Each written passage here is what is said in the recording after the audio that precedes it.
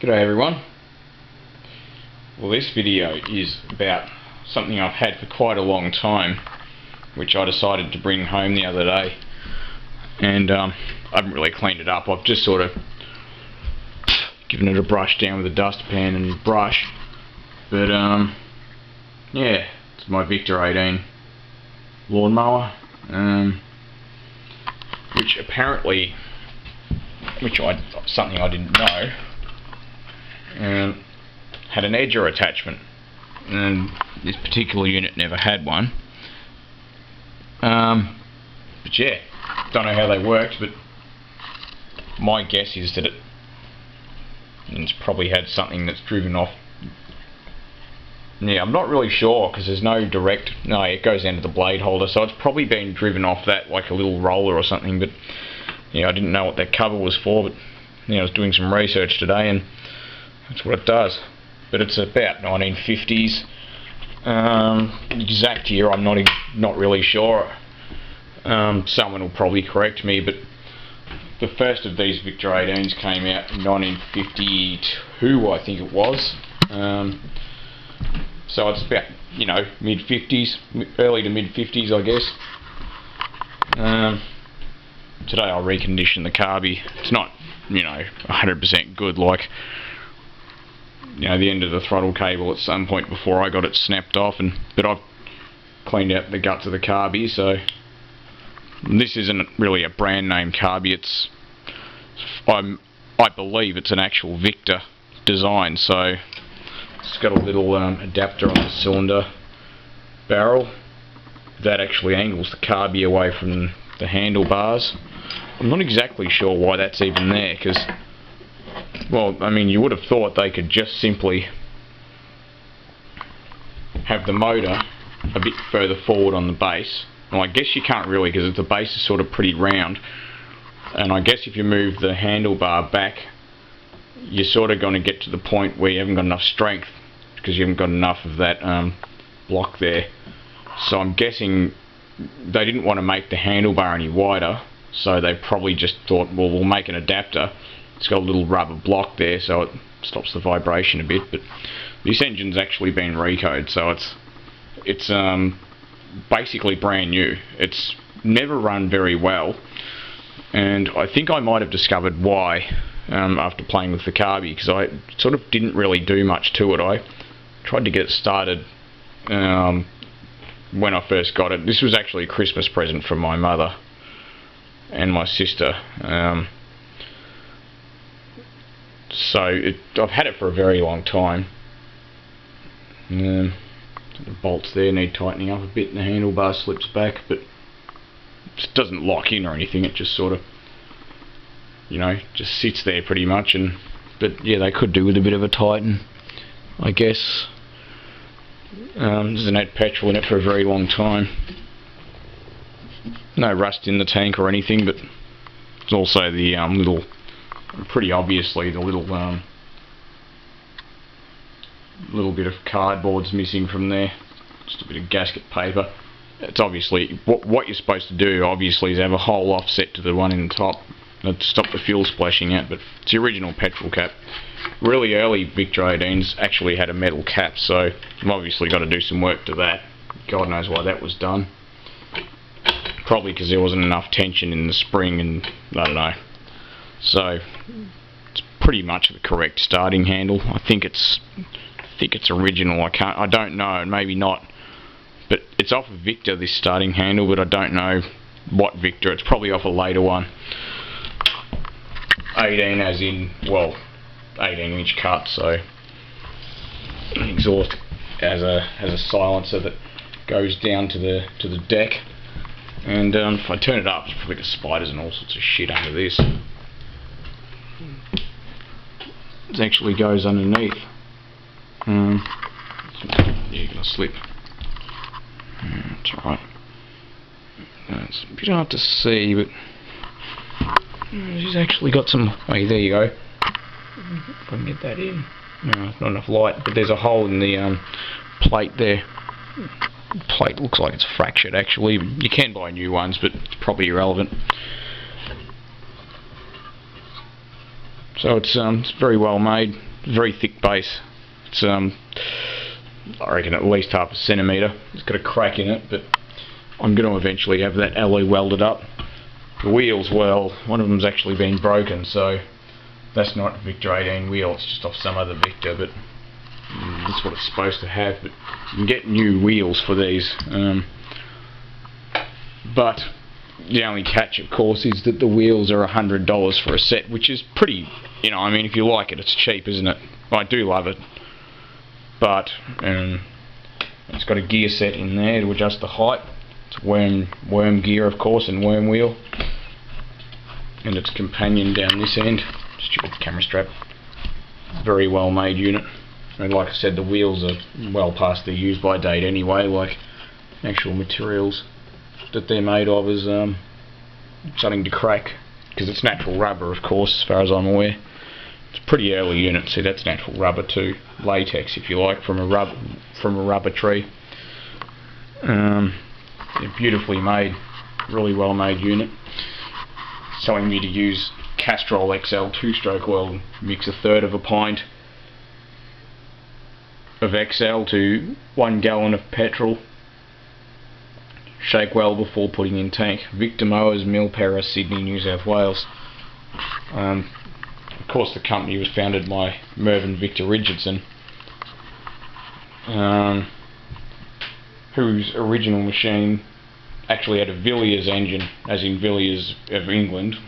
Just in case you're watching and you're not up with your small engine history. They called the first Victa the Peach Tin.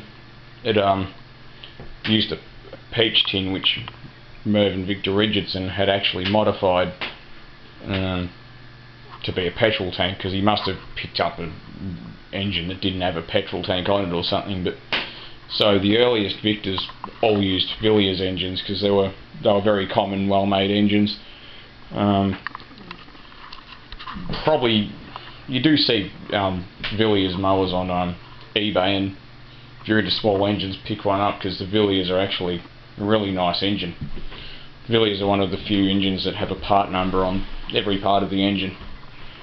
Victas, well, similarly well made, but they're just a different thing altogether. It's a 125cc engine, as indicated by the Victa insignia on the back. Too close for the camera to focus that well. That little drain plug, I don't exactly know what that's for. Not sure. None of the later Victas had those, of course, but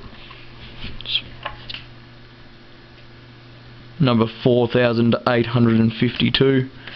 And it's got something else stamped there, which is L something. Maybe it's a C AAA or something. Looks like a C to me. And I know it's a bit hard to see in that light, but turn this on its side. Yeah, it's definitely C AAA, but the quality's really good. Everything's well made, including the carby. This hole in the carby here is actually a balance port, if you like, and if it's blocked up, it'll run rich as rich, which it always sort of did. It didn't really ever run very well.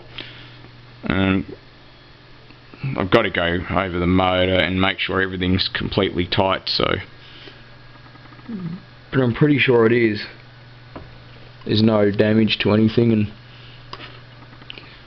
that I can see no errors, but this was partially blocked up in this actual casting. Now, when I was younger, because I've had this a long time, I checked the jet block, which you can't really see here, but I checked the actual jet block balance port to make sure it was, and this is loose, it's not tight, because I've got to make some new gaskets, or, well, they're not gaskets, they're seals between the carby and the boss, and the actual cylinder itself. But anyway, I never checked that when I was younger, because I'm a lot more experienced now. I've had this since I was 16, which is a long time to have something, given that I'm not far from 30 now, so that being blocked up definitely would have caused it to run not very well. So all I did was clean this hole out with a drill bit that was about the same size as the original that would have been used to drill that hole in the first place. I didn't remove any material, and I never used a drill bit in the actual jet block. So that's just a tip. If you're going to clean out carbies of any type, really you shouldn't really use anything but carby cleaner and compressed air. But if you're working on a motor that's sat for a very long time and it's got corrosion built up in a jet, sometimes a bit of wire smaller than the hole you're trying to clean out, just, you know, copper, or aluminium, don't use steel, because if you open up that jet even, you know, a quarter of the width of a human hair, you know, you're going to end up with a motor that runs rich. So be very careful when you're cleaning carbies. Spend a lot of time, enough time to do a good job, because you know, people ask me what I think a good job on a carbie is. Well, clean, as in no dirt, and you know, I mean, when it looks like that inside and out, it's clean. But don't open up the passages in it unless you are absolutely certain that it doesn't matter, because usually in a carburetor everything is, you know, every part of the carby is designed around every other part. As in, like, for example, on this particular unit, that hole there, that balance hole, or balance port if you want to call it that, is actually linked to the length of the snorkel that it uses, which is somewhere over here. Here they are. I've got a spare cover there. And this is the actual air filter, which is supposed to be about here. And it's got the choke on top. Swivel it around to hot start or cold start. Someone's had a line on there for God knows when it wasn't running properly. Yeah, but they've had the choke on a bit, but you know, I'll just get some thin hose of some sort. Not really sure what. I need to get a bracket that holds the because it just sits around the snorkel here and bolts. Oh shit! Bloody hell! I needed to use the tripod, but it sits between. Zoom in a bit. Sits between that stub or boss or spigot, whatever you want to call it, and that handlebar portion, and it just holds it up there. So I need to get one of those, and they're about $7 to $10 on eBay, obviously second hand. You can get some new parts for these machines, but you know, like, they're not a new machine and they've been out of production for, you know, 40 odd years or 50 years, so you've got to be careful. If you're going to restore one, select one in good nick. Okay, the base it's an alloy base, and okay, it's cracked, but you know, you can get them alloy welded. And what I've done, of course, is drill a hole. Well, I worked out that the end of the crack was actually there, so I drilled a hole at the end of this crack. That way it stops the crack in its tracks, and I've done the same thing there. But just get it alloy welded, you know, engineering firms do that. This thing will clean up like $1 million. It's just sat basically in a dirt floored shed for a very long time. So anyway, I've spent way too long doing this video, and yeah, very interesting old machine. I'm going to do a run video of it when I get it running properly. So thanks for watching, and yeah, watch this space.